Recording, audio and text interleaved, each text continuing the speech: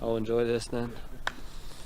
So the Ravens added another defensive member through a trade.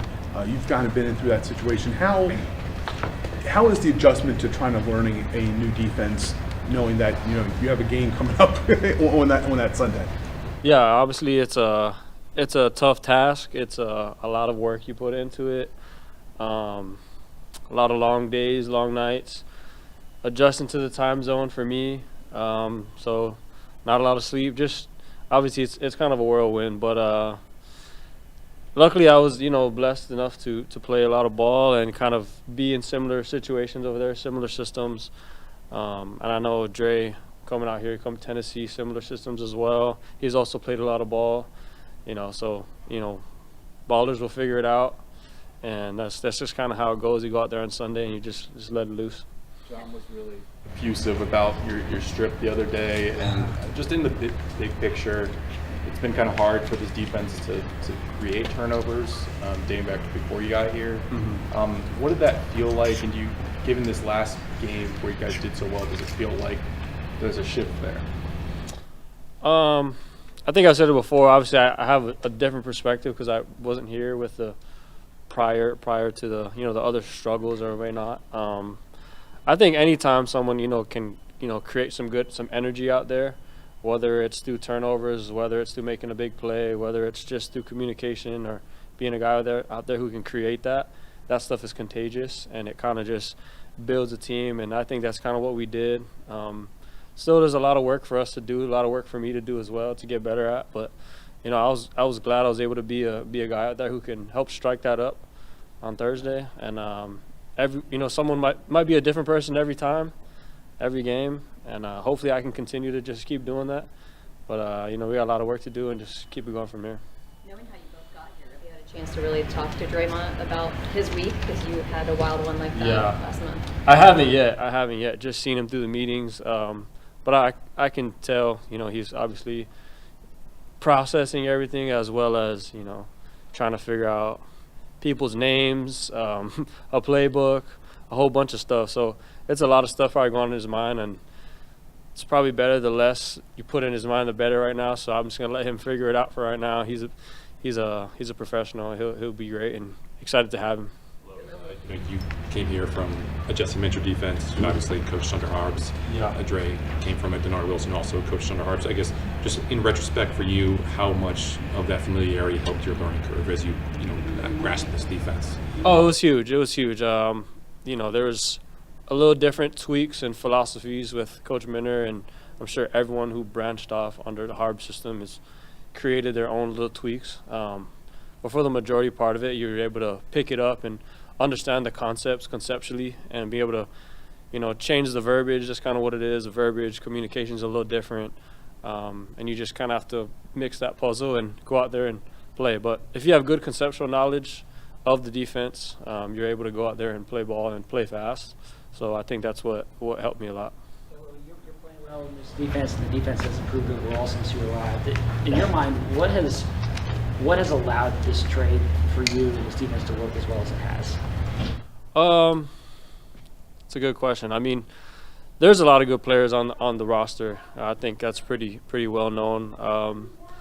Sometimes it's just finding a spark, finding the right fit for everyone to figure out their role and be the best at it. Obviously, Kyle Hamilton was a guy who was elite at a lot of different things. So trying to free him up to do what he does best, and I think that's what bringing me here was able to do. Obviously, I have a relationship with him as well, so that was great as well. But I think all of us kind of just finding those roles and just maximizing that, and I'm kind of taking that approach as well, just trying to maximize my role and what can I do to be the best at my role. And I think the guys around is all doing that, so trying to fit their pieces in the puzzle so that as a whole we can be in one unit, one chemistry to do what we got to do best. And obviously the Ravens culture itself is just, and this is my first time being a part of it, it's already set. Like I've been with the Chargers in some years where it's like we're trying to figure out your identity, but I hear it's like the identity is what it is. So how can we fit into that is not so much, it's not a hard transition, because you know what the expectation is, you know what you got to do, you know what you got to bring. So for me, it was an easy plug and play, and I'm happy to be a part of it. Special college football game Saturday night, with Navy Yeah. and Notre Dame. Yeah. Just what are your emotions watching a game like that, having been at both programs and being back in Maryland close to maybe Yeah. probably Spurs or maybe a little bit more? Yeah. I was talking earlier, my guy back there. I'm undefeated in that rivalry, so I got a lot of pride in it. I got a little bragging rights on both sides. When I got to Notre Dame, I always, bragged on those guys like, y'all didn't beat Navy. And then when I flipped it to my other friends at Navy, I said the same thing. So it was fun.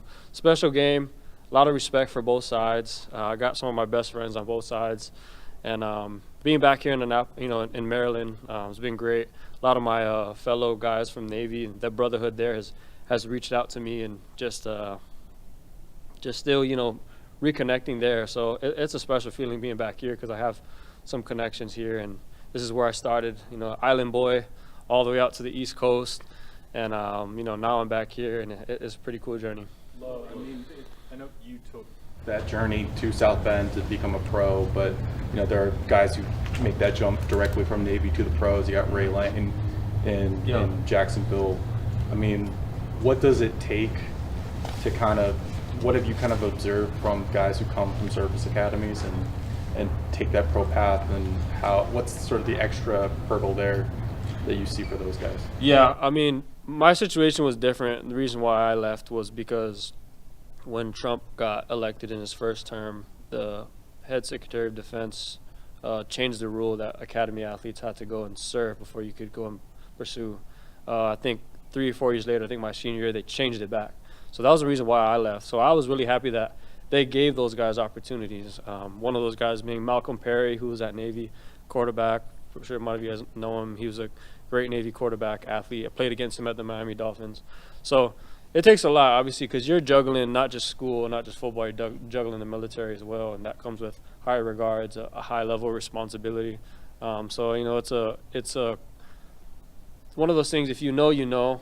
So from afar, it's there's so much respect for those guys, and those guys like Malcolm, he's out serving now, and I think he's in San Antonio. I reached out to him this offseason, was able to connect with him. So it's respect, man. It's just so much you got to deal with, and the type of player, the type of person you got to be.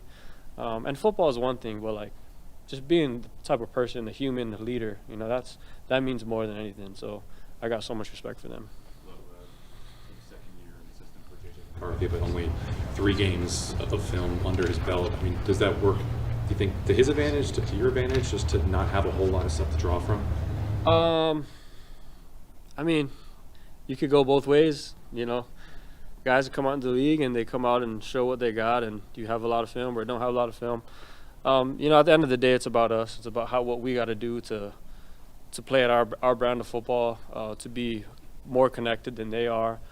To be in tune with everything that they're trying to do. They obviously have great weapons around them. JJ does a great job of, he's be able to get a little bit of games under his belt to come out and do what he does. He was a first-round pick for a reason. Who's a first-round pick, right? So, it is going to be a good challenge for us. But we're just focused on us, on what we got to do to be the best that we can be, and that's what it's about. It's about today. It's about tomorrow, and then, go from there. I think everybody knew how talented Kyle Hamilton was. Yeah. But I think if you ask people in this building about him, the one kind of thing they were slightly surprised about is how physical he is. Not that he was a physical player, but just the level of it. Did you see that kind of player early at Notre Dame, that you thought that he could become a guy who could play at the line of scrimmage and be as physical against the run and blitz and all that? Yeah. Did you tell him that I taught him that? No, I'm playing. I didn't teach him that. I mean, Kyle, obviously, when he came in as a freshman, I was a senior at Notre Dame. It was this tall, lanky dude who, walked around kind of weird and spaghetti arms, spaghetti legs. He was a $185. I mean, you couldn't tell right away. I mean, obviously, he was developing into his body. He was a young kid. But when we got to the field and he was able to play, you could see his athleticism. And you could tell that the good thing that I learned from him at a young age or remembered was he was a fast learner. So whether he learned that as he gained experiences through playing ball, that's what it is. But it doesn't surprise me at all. I mean, you could tell after my senior year, his freshman year, that he was going to have potential to be one of the best. That was pretty obvious. He's a humble kid who wants to learn, who's willing to learn and be that guy who what can he do to get better. So, and it kind of carries on to here. But what he does, that's what he does. So it's like it's no surprise at all, and I'm happy as hell for him. All good? All right, thanks a lot.